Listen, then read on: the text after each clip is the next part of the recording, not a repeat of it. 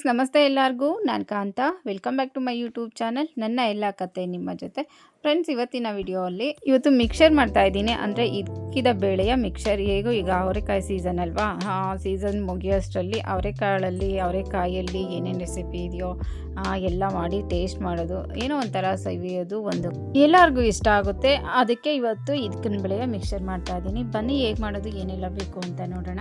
2 ಬೌಲಷ್ಟು ಅವಲಕ್ಕಿ ತೊಗೊಂಡಿದ್ದೀನಿ. ಪೇಪರ್ ಅವಲಕ್ಕಿ ಎಲ್ಲ ಗಟ್ಟಿ ಅವಲಕ್ಕಿ. ಹಾಗೆ 1 ಬೌಲು ಇಕ್ಕಿದ ಬೇಳೆ ತೊಗೊಂಡಿದ್ದೀನಿ. ಅದು ಗ್ರೀನು ವೈಟು 2 ಮಿಕ್ಸ್ ಇದ್ದರೆ ತುಂಬಾ ಚೆನ್ನಾಗಿರುತ್ತೆ. ಹಾಗೆ ಅರ್ಧ ಕಪ್ ಅಷ್ಟು ಕಡಲೆಪಪ್ಪು ತೊಗೊಂಡಿದ್ದೀನಿ, ಅರ್ಧ ಕಪ್ ಅಷ್ಟು ಕಡಲೆ ಬೀಜ ತೊಗೊಂಡಿದ್ದೀನಿ, ಸ್ವಲ್ಪ ಕರಿಬೇವು ತೊಗೊಂಡಿದ್ದೀನಿ, ಹಾಗೆ 1 ಬೆಳ್ಳುಳ್ಳಿನ ಜಜ್ಜಿ ಇಟ್ಕೊಂಡಿದ್ದೀನಿ. ಹಾಗೆ ಒಣಕೊಬ್ಬರಿಯನ್ನು ನೋಡಿ ಈ ಥರ ಸ್ಲೈಸ್ ಮಾಡಿ ಇಟ್ಕೊಂಡಿದ್ದೀನಿ, ಸ್ವಲ್ಪ ಒಣಕೊಬ್ಬರಿನ.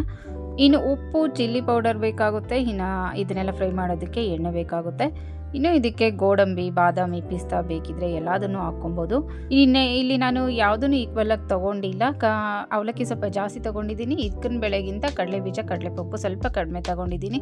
ಕಾಳು ಅಷ್ಟೇ 2 ಬಟ್ಲೆಲ್ಲ ಹಾಕ್ಬಿಟ್ಟೆ ತುಂಬ ಜಾಸ್ತಿ ಆಗಿಬಿಡುತ್ತೆ. ಅದನ್ನು ಅಗ್ದುನೇ ಸಾಕಾಗ್ಬಿಡುತ್ತೆ.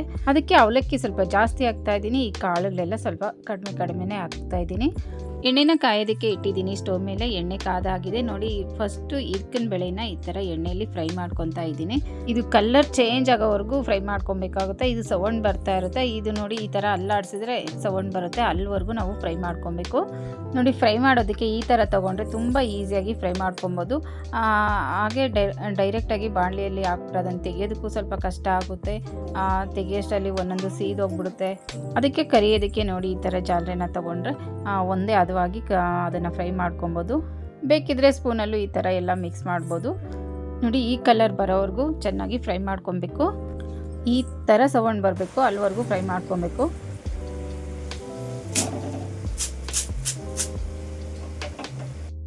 ಎಷ್ಟು ಬೇಳೆ ಇದ್ದರೂ ಇದೇ ಥರನೇ ಎಣ್ಣೆಯಲ್ಲಿ ಫ್ರೈ ಮಾಡಿಕೊಂಡು ಒಂದು ಸಪ್ರೇಟಾಗಿ ಒಂದು ಬಟ್ಲಿಗೆ ಹಾಕ್ಕೊತಾ ಇದ್ದೀನಿ.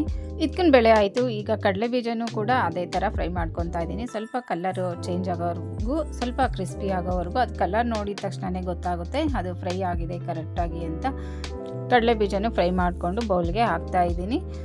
ಸಪ್ರೇಟ್ ಬೌಲ್ಗೆಲ್ಲ ಎಲ್ಲದನ್ನು ಅಂದರೆ ಫ್ರೈ ಮಾಡಿದ್ದೆಲ್ಲ ಅದನ್ನು ಒಂದೇ ಬೌಲ್ಗೆ ಸೇರಿಸ್ಕೊಬೇಕು. ಈಗ ಕಡಲೆಪಪ್ಪನ್ನು ಫ್ರೈ ಮಾಡ್ತಾ ಇದ್ದೀನಿ. ಕಡಲೆಪಪ್ಪನ್ನು ಅಷ್ಟೊಂದು ಫ್ರೈ ಮಾಡೋದೇನು ಬೇಡ, ಸುಮ್ಮನೆ ಎಣ್ಣೆಯಲ್ಲಿ ಈ ಥರ ಡಿಪ್ ಮಾಡಿ ತೆಗೆದ್ರೆ ಸಾಕು.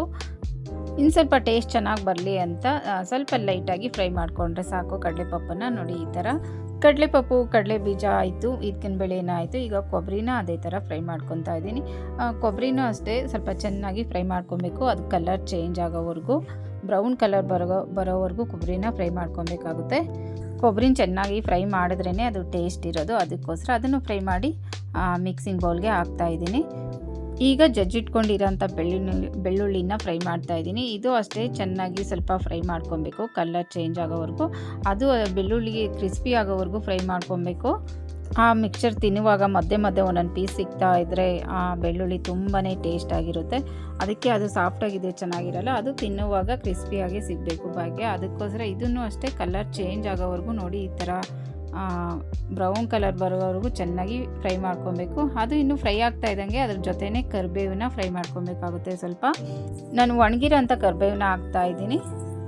ಹಸಿ ಕರಿಬೇವಾದರೂ ಹಾಕ್ಬೋದು. ಒಣಗಿರೋದು ಹಾಕಿದ್ರೆ ಸ್ವಲ್ಪ ಫ್ರೈ ಮಾಡೋದು ಬೇಗ ಆಗುತ್ತೆ ಅಂತ ನಾನು ಒಣಗಿರೋದನ್ನು ಹಾಕ್ತಾಯಿದ್ದೀನಿ. ಒಣಗಿರೋದು ಬೇಗ ಫ್ರೈ ಆಗುತ್ತೆ, ಬೇಗ ಕ್ರಿಸ್ಪ್ ಆಗುತ್ತೆ, ತಿನ್ನೋದಕ್ಕೂ ತುಂಬ ಟೇಸ್ಟ್ ಆಗಿರುತ್ತೆ. ಈಗ ಅವಲಕ್ಕಿನ ಫ್ರೈ ಮಾಡ್ತಾ ಇದ್ದೀನಿ. ಗಟ್ಟಿ ಅವಲಕ್ಕಿ ತೊಗೊಬೇಕು, ಪೇಪರ್ ಅವಲಕ್ಕಿ ತೊಗೊಬಾರ್ದು. ಗಟ್ಟಿ ಅವಲಕ್ಕಿ ತೊಗೊಂಡ್ರೆ ತುಂಬಾ ಚೆನ್ನಾಗಿರುತ್ತೆ. ಅವಲಕ್ಕಿ ಏನು ಕಲರ್ ಚೇಂಜ್ ಆಗೋದು ಬೇಡ. ಸ್ವಲ್ಪ ನೋಡಿ ಈ ಥರ ಎಣ್ಣೆಯಲ್ಲಿ ಅದು ಎಣ್ಣೆಯಲ್ಲಿ ಅದನ್ನು ಇಟ್ಟಿದ ತಕ್ಷಣ ಕಡಲೆಪುರಿ ಥರ ಉಪ್ಕೊಳ್ಳುತ್ತೆ.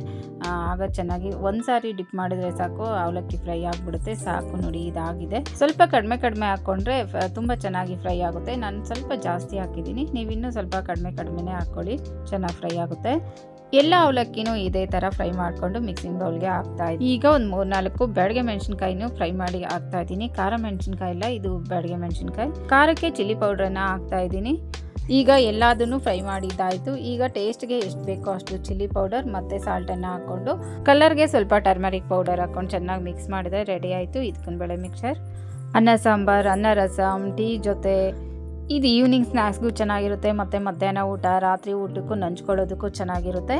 ಮುದ್ದೆ ಸಾಂಬಾರು ಜೊತೆ ಎಲ್ಲದ್ರ ಜೊತೆನೂ ತುಂಬ ಚೆನ್ನಾಗಿರುತ್ತೆ. ಈ ಥರ ಅವರೆಕಾಯಿ ಸೀಸನ್ ಇದ್ದಾಗ ಸ್ವಲ್ಪ ಸ್ವಲ್ಪ ಮಾಡಿ ಇಟ್ಕೊಂಡ್ಬಿಟ್ರೆ, ಒಂದು ಏರ್ ಟೈಟ್ ಕಂಟೈನರಲ್ಲಿ ಹಾಕಿ ಇಟ್ಕೊಂಡ್ರೆ 1 ತಿಂಗಳವರೆಗೂ ಇದನ್ನು ಯೂಸ್ ಮಾಡ್ಬೋದು. ಇದೇನು ಬೇಗ ಕೆಡೋ ಅಂಥ ರೆಸಿಪಿನೂ ಅಲ್ಲ ಇದು. ಇದನ್ನು ಕರೆಕ್ಟಾಗಿ ಸ್ಟೋರ್ ಮಾಡಿ ಇಟ್ಕೊಂಡ್ರೆ ಇನ್ನೂ ಸ್ವಲ್ಪ ಜಾಸ್ತಿ ದಿನನೇ ಇಡ್ಬೋದು ಅಂತ ಹೇಳ್ಬೋದು. ಇಲ್ಲ ಅಂದರೆ ಸಾಫ್ಟ್ ಆಗಿಬಿಡುತ್ತೆ.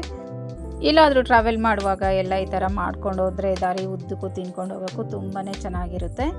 ಹಾಗೆ ಮನೇಲಿ ಮಾಡೋದ್ರಿಂದ ಹೈಜೆನಿಕ್ ಆಗೂ ಇರುತ್ತೆ. ಒಂದು ಸ್ವಲ್ಪ ದಿನ ಮಟ್ಟಿಗೆ ಸ್ಟೋರ್ ಮಾಡಿಕೊಂಡು ಇದನ್ನು ಯೂಸ್ ಮಾಡ್ಬೋದು. ಫ್ರೆಂಡ್ಸ್, ಇದಾಗಿತ್ತು ಇವತ್ತಿನ ರೆಸಿಪಿ. ಈ ರೆಸಿಪಿ ನಿಮ್ಗೆ ಏನಾದರೂ ಇಷ್ಟ ಆದರೆ ಪ್ಲೀಸ್ ಒಂದು ಲೈಕ್ ಮಾಡಿ. ಹಾಗೆ ಯಾರೆಲ್ಲ ನೋಡ್ತಿದ್ದೀರೋ ದಯವಿಟ್ಟು ಸಬ್ಸ್ಕ್ರೈಬ್ ಮಾಡ್ಕೊಂಡು ಸಪೋರ್ಟ್ ಮಾಡಿ ಅಂತ ಕೇಳ್ತಾ ಇವತ್ತಿನ ವಿಡಿಯೋನ ಮುಗಿಸ್ತಾ ಇದ್ದೀನಿ. ಮತ್ತೊಂದು ವಿಡಿಯೋ ಜೊತೆ ಸಿಗೋಣ ಅಂತ ಹೇಳ್ತಾ ಥ್ಯಾಂಕ್ಸ್ ಫಾರ್ ವಾಚಿಂಗ್.